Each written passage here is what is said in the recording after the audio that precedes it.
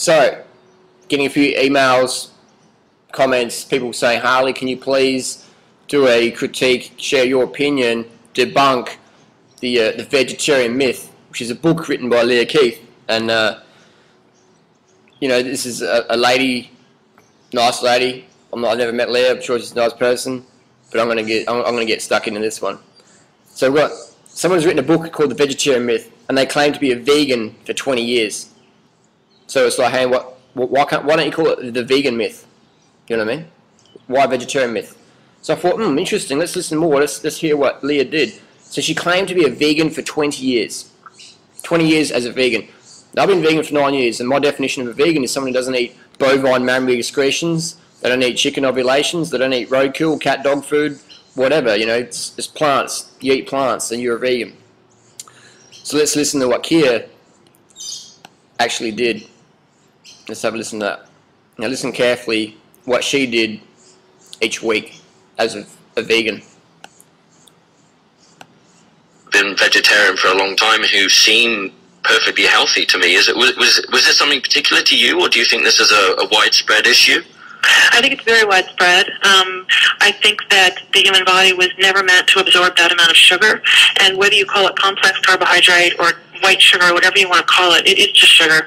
Every last molecule has to be absorbed into your bloodstream, and it is sugar. And that's a big part of the problem. I do think that if you're a vegetarian, you're going to last a lot longer than you are. So straight away we've got the sugar phobia. You know, so she's someone who's the whole time trying to starve herself of carbohydrates, eat a low-carb diet, and she wonders why she's going off the deep end or binging on the foods. Let's listen to what she's going to be binging on. So again, she says that too much sugar. The body's not designed to run out of sugar, Lierre says. All she has to do is read a medical textbook, and she'll find out that every single cell in the human body runs on glucose. So it's saying that we don't need to have sugar is like saying we don't need to breathe oxygen. That people are breathing too much. So let's listen more. Let's listen to what Lierre did as a vegan for 20 years. What she ate each week. Because at least you're getting some complete proteins and some animal fats, and some of those... Hang on. She just said there's no complete proteins in plants?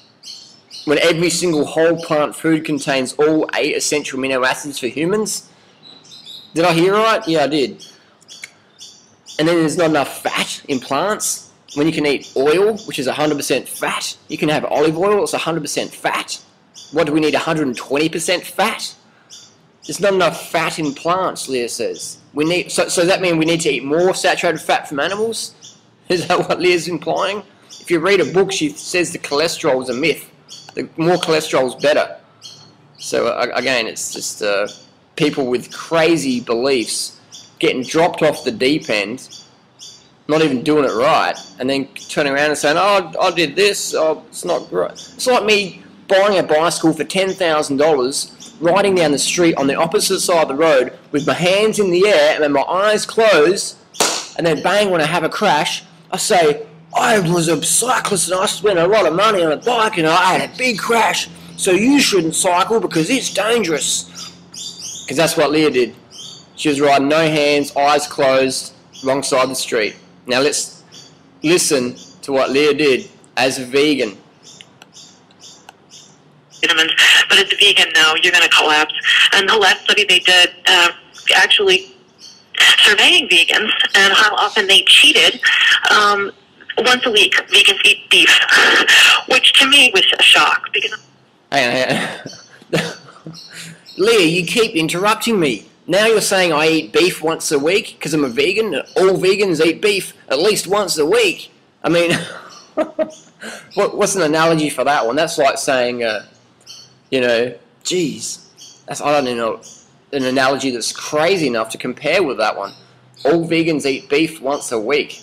That's like saying all 50-cent coins do backflips in your wallet at least once a week. What the F? You know what I mean? Let's listen. Hopefully Lierre doesn't interrupt with some crazy quotes. Because I never cheated on beef, but I certainly binged on eggs and dairy every chance I got. And then, you know, you would it was this whole model almost of sin and redemption. You know, you would feel terrible about what you had done, and the next morning you would wake up and say, I'm not doing it again, I'm a vegan, and you would, you know, go back to your soy and your brown rice, and, you know, that would last a week, and then you'd fall right back off the wagon. The reason is...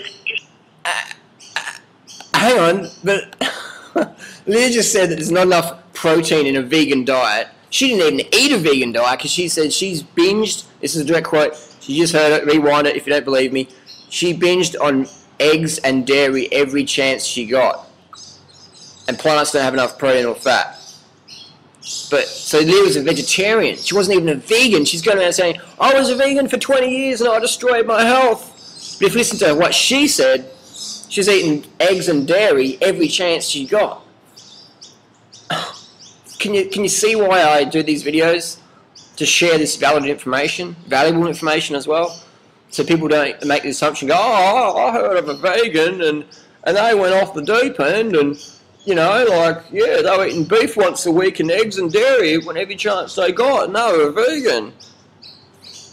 It's just like, again, it's the analogy, riding down the street, opposite side of the road, your eyes closed, hands in the air, and you have a crash, and you go, oh, I was doing it all right, wasn't I?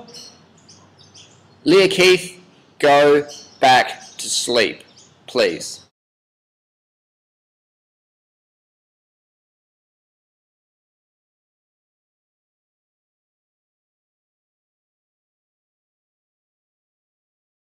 On beef, but I certainly binged on eggs and dairy every chance I got. And to me, it was a shock because I never cheated on beef, but I certainly binged on eggs and dairy every chance I got. And then cheated on beef, but I certainly binged on eggs and dairy every chance I got. And then, you know, but I certainly binged on eggs and dairy every chance I got. And then, you know.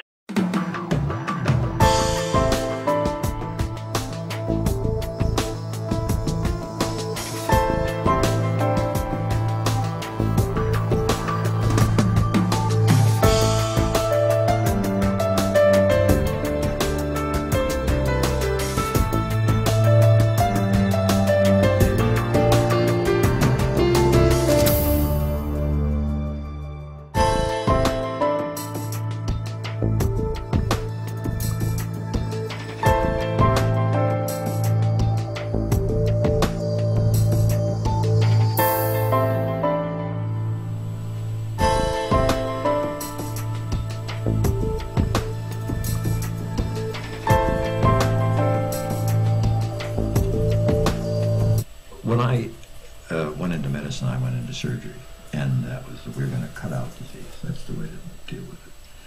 But I hadn't been at this more than about 10 years, then I began to get very disillusioned. I was chairman of our breast cancer task force, and yet no matter how many breast operations that I was doing for cancer, I wasn't doing one single thing for the next unsuspecting victim. And you can say the same thing about the intestinal surgeons who are operating on colon cancer, the same thing about the prostate surgeons who are, the urologists who are operating on prostate cancer.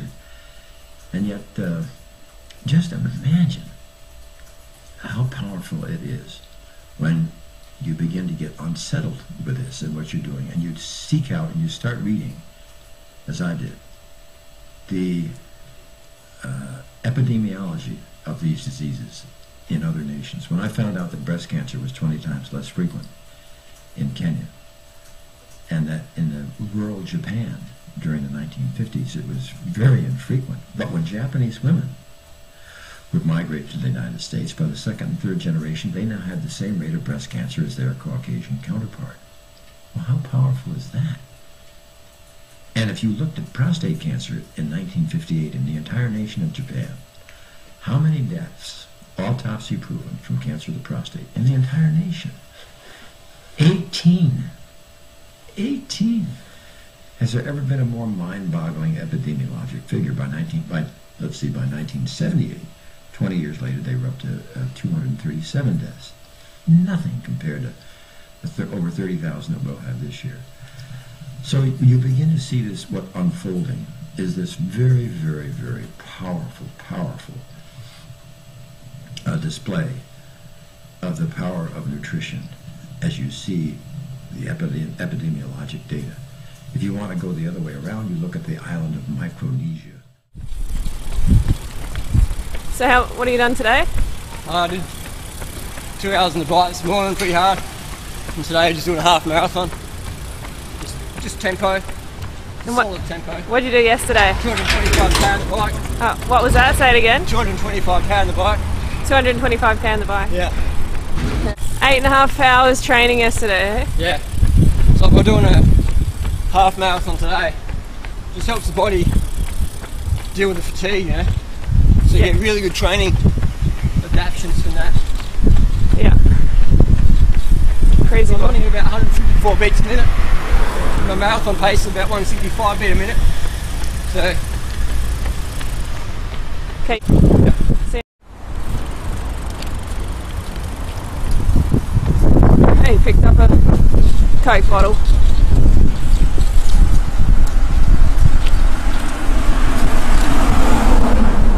What are you going to do with that?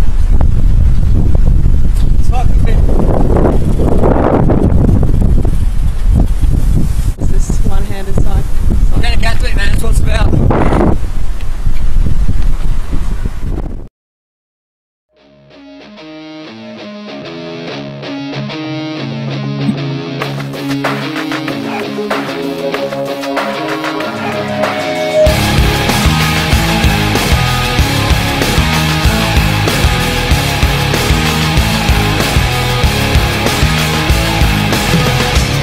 Not take this anymore.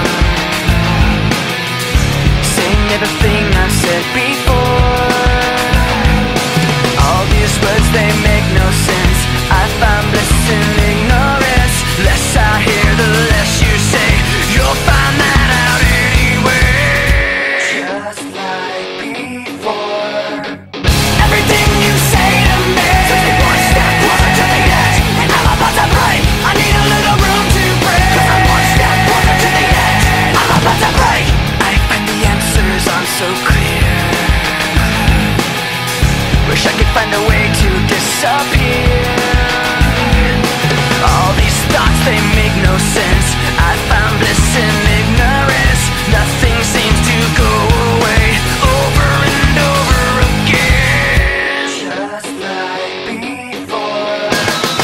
Everything you say to me takes me one step closer to the edge, and I'm about to break. I need a little room to break, 'cause I'm one step closer to the edge. I'm about to break. Everything you say to me takes me one step closer to the edge, and I'm about to break. I need a little room to break, 'cause I'm one step closer to the edge, and I'm about to break. Break. Break. Shut up when I'm talking to you. Shut up. Shut up. Shut up. Shut up when I'm talking to you. Shut up. Shut up. Shut up. Shut up. I'm about to break. Everything you say to me takes me one step closer to the edge, and I'm about to break. I need a little room to break, 'cause I'm one step closer to the edge. I'm about to break. Everything you say to me takes me one step closer to the edge, and I'm about to break. I need a little room to break, 'cause I'm one step closer to the edge. I'm about to break. I find the answers aren't so clear. Wish I could find a way to disappear. All these thoughts, they make no sense. I find